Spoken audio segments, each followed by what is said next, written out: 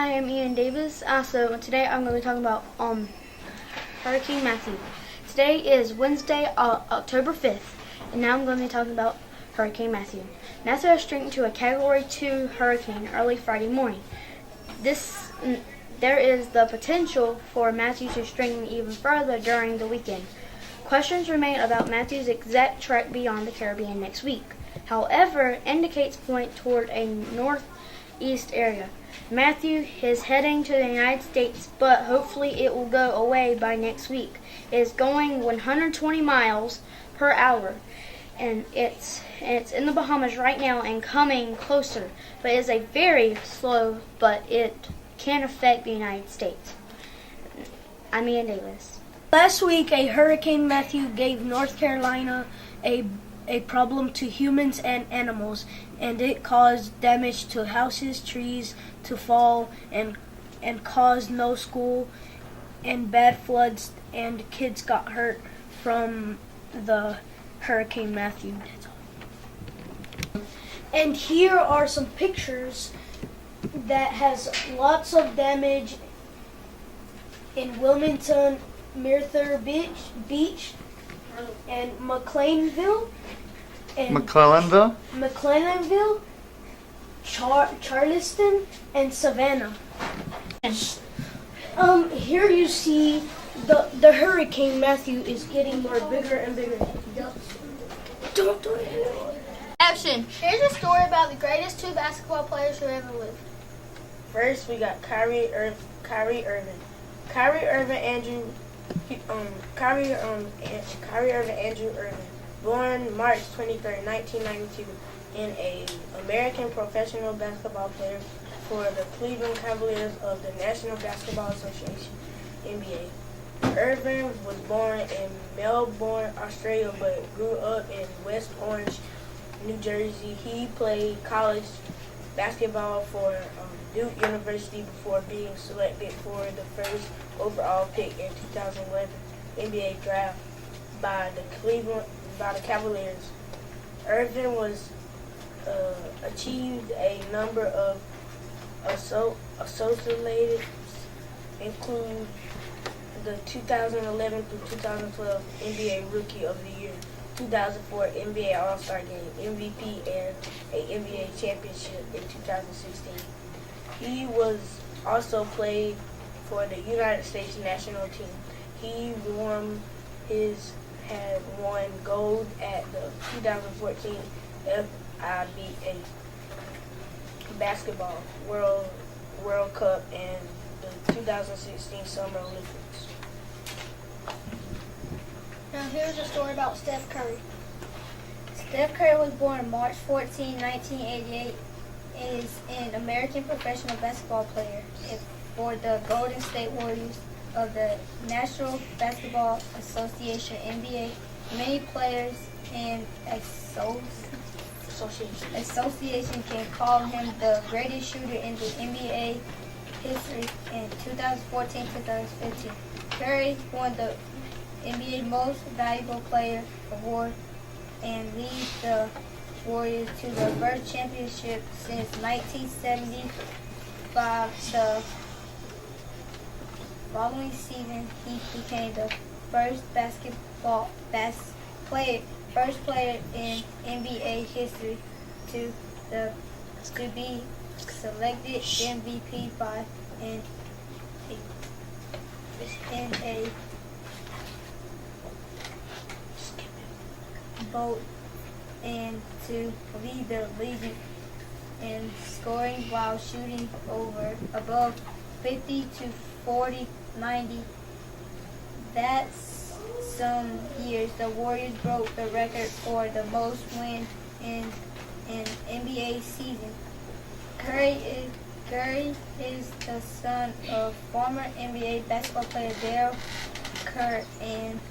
Curry and older brother of current NBA player Steph Curry. He played college basketball for Davidson. Yeah. There he was twice named Southern Conference Conference Player of the Year and set all-time scoring record for both Davidson and the Southern Conference.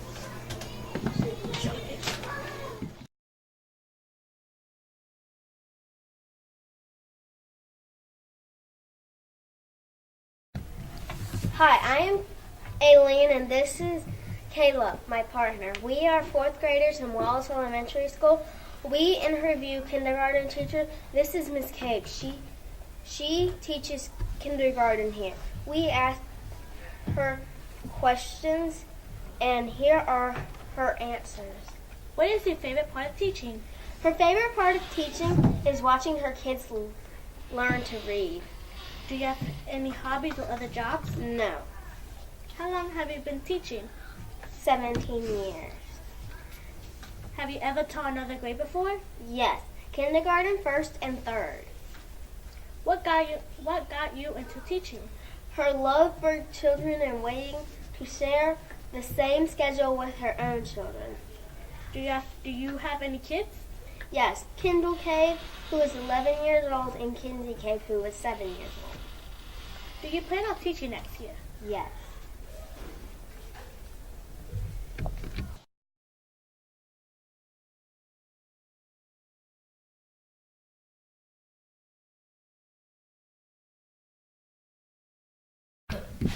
Hi, my name's Noel, and I'm he Jace. is Joshua. and we're here with the Superintendent.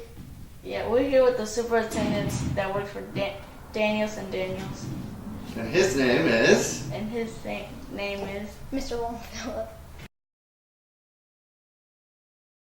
Start. Has the weather affected you in any way? Yes, it has. The rain that we've had and a hurricane and tropical storm has put a delay on a lot of the work. We're trying to get caught back up. Do you know how big will it be? The new stuff that we're adding is 78,781 square feet. Then we're going to renovate 31,364 feet of the existing building. But when all combined, it's going to be 167,905 square feet. Do you know how many classes there were? Going to be 31 new classrooms.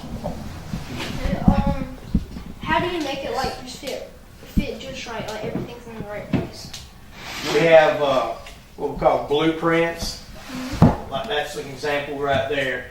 Gives you dimensions as far as how many feet, to put a wall and everything. A surveyor will come out and give me points on the ground where I need to start, and we go from there. Your bus parking lot side of the school, I'm doing a two-story classroom, or two classrooms right here, second and third grade. I'm adding 2 classrooms down here. Both of those are first grade. Then we're doing the dining room addition in the back. This right here is going to be your 2-story classroom. That's your 6th, 7th, and 8th grade. There's going to be an elevator in it.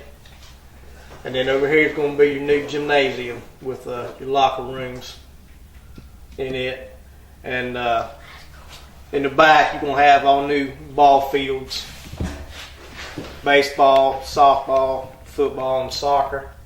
And then we're getting new parking lots across the front.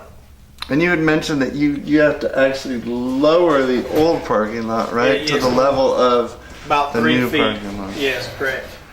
So does that mean then that there'll be somewhat of a little bit of a hill going up in the entryway, or not really? It'll be minor. Minor. Yes. Cool. So there's the new parking lot, and you can kind of see where it goes up over there, and that's what they have to lower down. How did you get the job to build our school? We had to bid on it. There was, I think, 15 contractors that had to give a price to bid on it, and we had the best price, so we got picked for this one. How big will the playground be? I'm actually not doing anything to the playground, so it's going to be the same size as it is right now. How many people does it take to build the new school? At later on in project, I'll probably have 250 people out here. Have you had any mistakes yet? I personally have not had any mistakes. We've had some problems with the plans that's caused some problems, on the designer's part, but we're fixing that right now. Do you know what colors the hallways would be? They have not chosen the colors yet, and last I heard, they have not even chosen a mascot for school yet. Oh, thank you. That is. Things sticking up out of the ground are called rebars, and they keep the walls together. And the blocks are called CMU. Yep, concrete masonry units. So they are what create the whole foundation of the new addition here. So you can see there's lots of rebar out there, and then they fit the pieces on top of those. Is there going to be a lot of hallways? Lots of hallways? Well, there'll be hallways right between each classroom. Right. Just like you guys have now in the regular school. Could that be a small classroom? No, these are bathrooms right here. Oh. This is the gym, locker rooms, bathrooms, classrooms on the other. So is the center gym area like that open area right there? Correct. Cool. So there's your gym right there in the middle.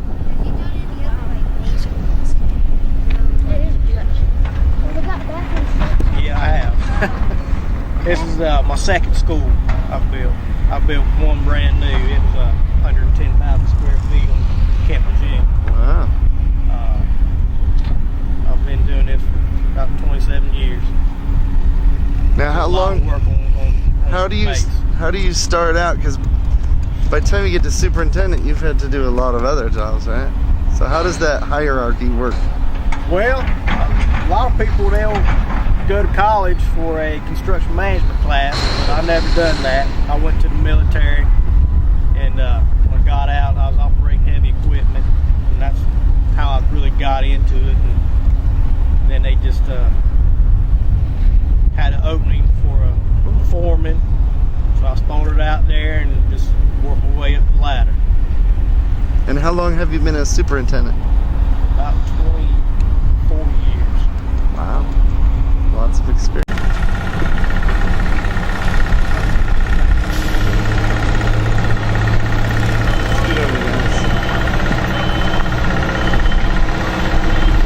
We're at sticking up out of the ground over there. That's all electrical pipe for the light poles that will be out here. So Noel, what's that called? A trencher. And what's it do? They make holes for the pipes. Ah, digs ditches and trenches for the pipes.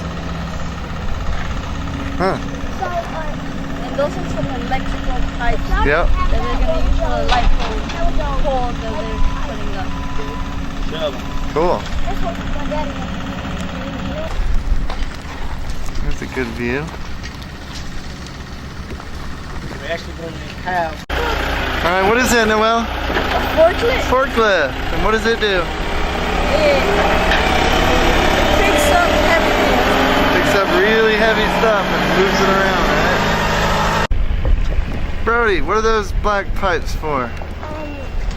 They go on the ground, and it's like a drainage system to get all the water out, Yeah, get all that extra water like when it rains and stuff. so it don't overflow.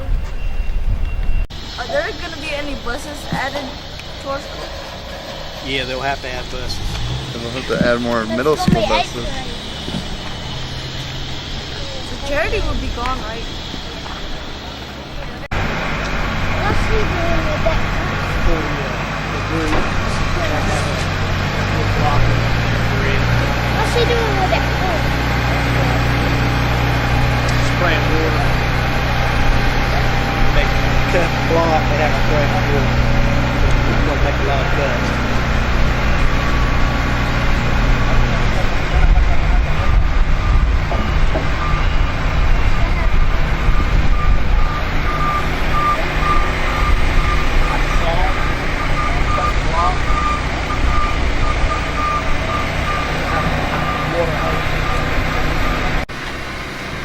What time do they work till, Josh? 7 to 6.